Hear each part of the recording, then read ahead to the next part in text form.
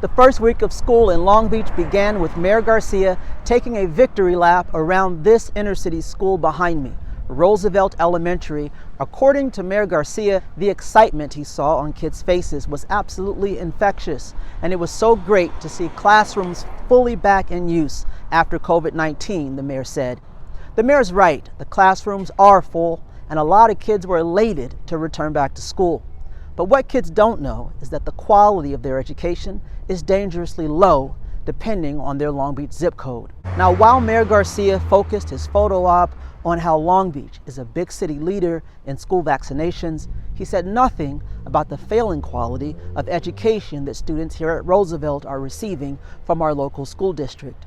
The numbers and the facts don't lie. Roosevelt Elementary ranks worse than 50.1% of elementary schools in all of California, and in Long Beach it ranks 43rd among 53 ranked elementary schools in the Long Beach Unified School District. Nearly 100% of the students here are minority, and over 80% of those students are Latino.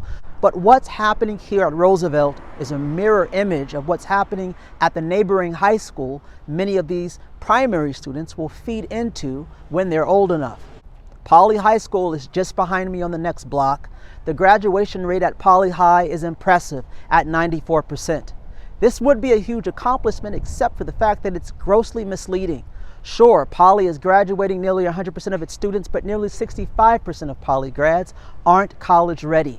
For the poor minority students at Poly, which account for about 70% of its population, a startling 63% are not proficient in math or reading. While Long Beach kids may be better off when it comes to being safe from COVID-19, if our kids' COVID-19 numbers were anything close to our failing reading and math scores, our city would be in the grips of a dangerous pandemic when it comes to education.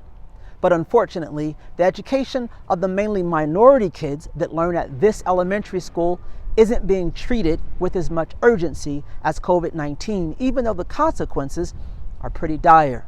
Just one district over, at my daughter's former elementary school, it ranks better than 92.3% of elementary schools in all of California. It also ranks 7th among the 53 ranked elementary schools in Long Beach Unified School District.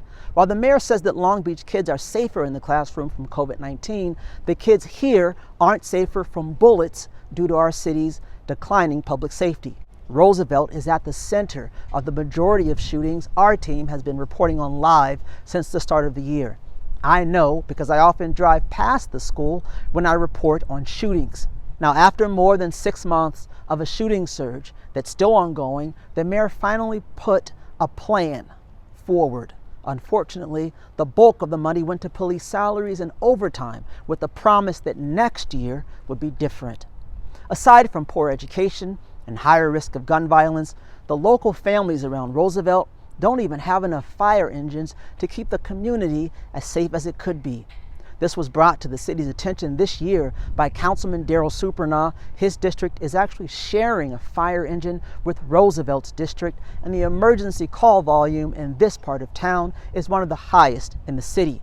Violent communities with poor education and thinning city services are the building blocks of poverty, and without better schools, kids at Roosevelt may not have a way out of poverty. Some critics say that school choice is an answer. Even Long Beach council members with school-age children who would otherwise attend schools like Roosevelt often choose to send their children to private school. Like Governor Newsom, Mayor Garcia does not support school choice, but regardless of political camps, the children of Long Beach certainly deserve a better education and safer streets to walk home on. Now, for the best news in Long Beach, I want you to follow Long Beach News Today on Facebook, Instagram, TikTok, and YouTube. This is Franklin reporting for local families and education here on Long Beach News Today.